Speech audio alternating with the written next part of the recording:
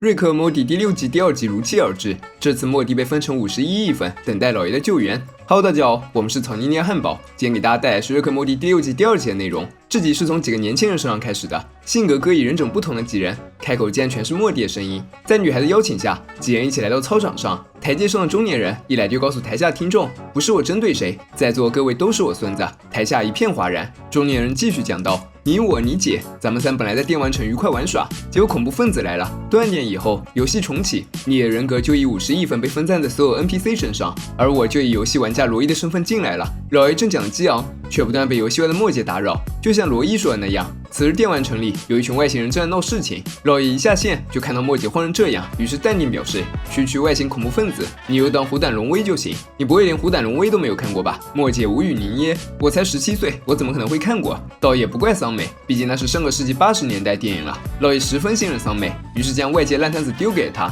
自己还得救孙子呢，于是火速上线，让游戏角色知道自己只是活在虚拟世界里是一件很残忍的事。但面对事实，还是有 NPC 误了老爷的话，比如影片开头女孩，她将自己的秀发贴了个精光，还和兴奋基督教却完全不懂的家里人大吵了一架。父亲觉得自己的女儿肯定是被洗脑了，女孩一气之下直接离开这个虚假家庭。桑美这边因为寡不敌众，于是动用了智慧，偷听以后打开游戏机，这一行动让童木的眼神立刻犀利了，于是通知手下别让任何人效仿虎胆龙威。现实生活里的1小时，就游戏里的好几年。因为耽搁了一下，再次回到游戏的老爷眼前已经是一片信徒，他们穿着莫蒂同款，还专门制作瑞克莫蒂的歌曲，活生生就是传销现场。老爷告诉众人，自己不是传销头子，咱们不整传唱这一套啊，除非是 old school。就在这时，一辆装甲车冲了进来，面对士兵的长枪短炮，老爷刚说几句就被怼了。一旁女孩见状立刻站了出来，告诉士兵，你要是打死主角，游戏就结束了，而你要是打了我，就打了你自己。你不是什么30岁的海军陆战队队员，咱们都只是爱吃披萨和干精致手艺活的14岁忧郁男孩罢了。我们都被困住了，我们都很想家。被女孩感化，众人放下了武器。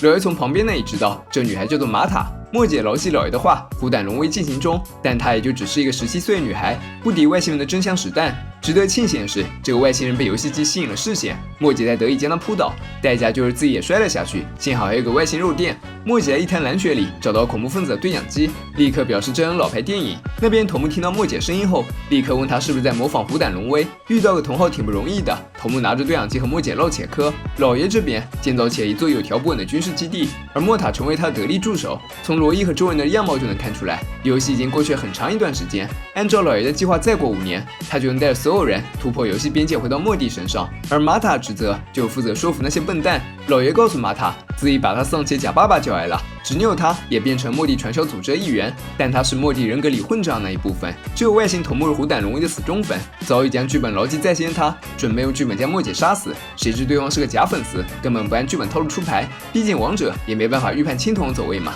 头目算是明白了，还眼杀虎胆龙威，直接把他给我杀了。游戏里的进程也是推得飞快，老爷和玛塔来到总统办公室交谈。总统告诉老爷，虽然他要求所有人都上飞船，但还是有很大一部分人不愿意，或许他们比较喜欢自己票选出来的领导人。老爷早该想到的，这种总统手下出来的选民都喜欢听命于他人还不愿意承认，和他在这儿讲这些就是浪费时间，那剩下8%不要也罢。玛塔也试图推因之父再劝总统，总统却告诉他自己在他放下滑板去参加传销的时候就已经相信了，还利用这一点成为了国家总统。玛塔不解，既然如此，为什么还要跟瑞克对着干？总统却字字扎心地说，他带着孙子离开正是为了他好吗？还有珍惜过孩子吗？如果大家合二为一，那部分不信瑞克人岂不是永不见天日？游戏已经过了50年了，你有听到过瑞克一句我爱你吗？玛塔听完后没有说话。回到基地后，老爷告诉他就快准备好了。玛塔问道，你真的不介意放任8%我死去吗？老爷果断告诉他，那8%并不优秀，任何东西8%都是可以牺牲的。玛塔听不懂，但他知道要是不带上剩下部分，就不是完整自己，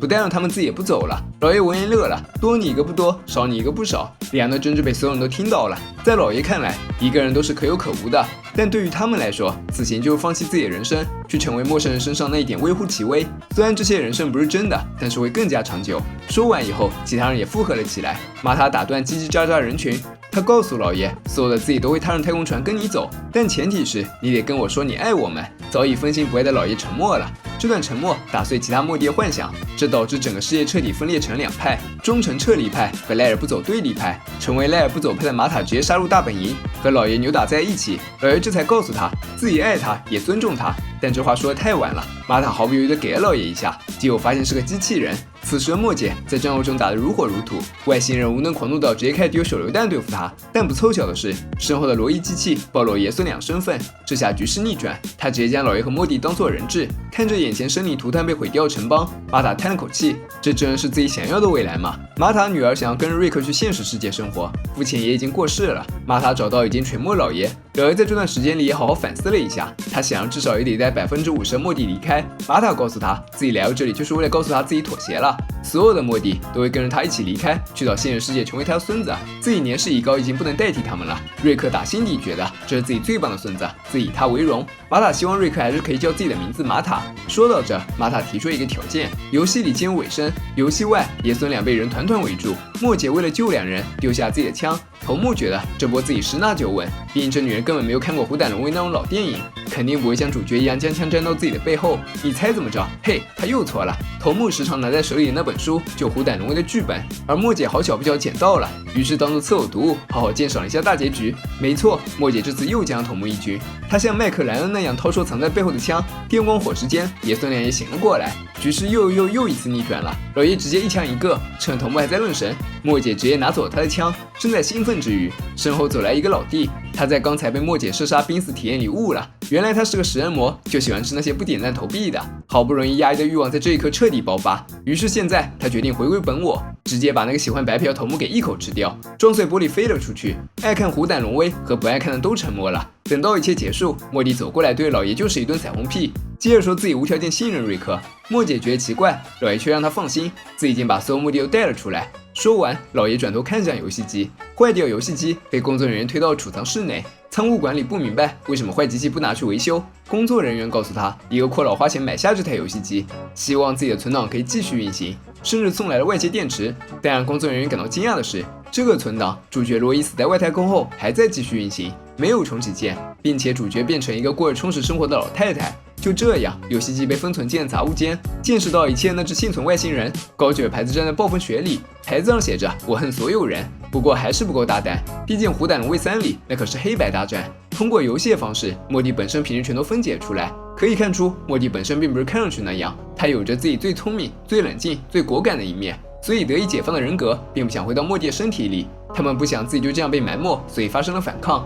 而玛塔是莫蒂所有人格里最真诚、最善良、最爱自己的人格，就算明知人格里会有不少坏的品质，依旧想要坚持一个完整的自我。在听到老爷觉得8%不重要时，他动摇了，因为他意识到了，就算莫蒂不完整，老爷也不会在乎。这和他初衷背道而驰，所以选择了反抗。老瑞的性格始终都是可做不可说，他可以用行动证明我是爱你的，但要是说出口，自己这么多年前可就白造了。他要留给莫蒂的可不是自己脆弱的一面，在时间膨胀时，历经岁月尽量拍打。老爷为了救出莫蒂，终于做好了心理建树。其实告诉一个人格自己爱他，其实也没什么，对吧？毕竟只51%。但同样的，玛塔也想明白了，战争不是自己要的未来，所以他妥协了。但唯一有一点他要坚持，那就是自己叫做玛塔，想要继续活下去。这作为莫蒂人格里最纯洁他最后的愿望。失去了那个人格，莫蒂变成老爷的小舔狗，没有了自主判断，这对于莫蒂来说到底是好是坏呢？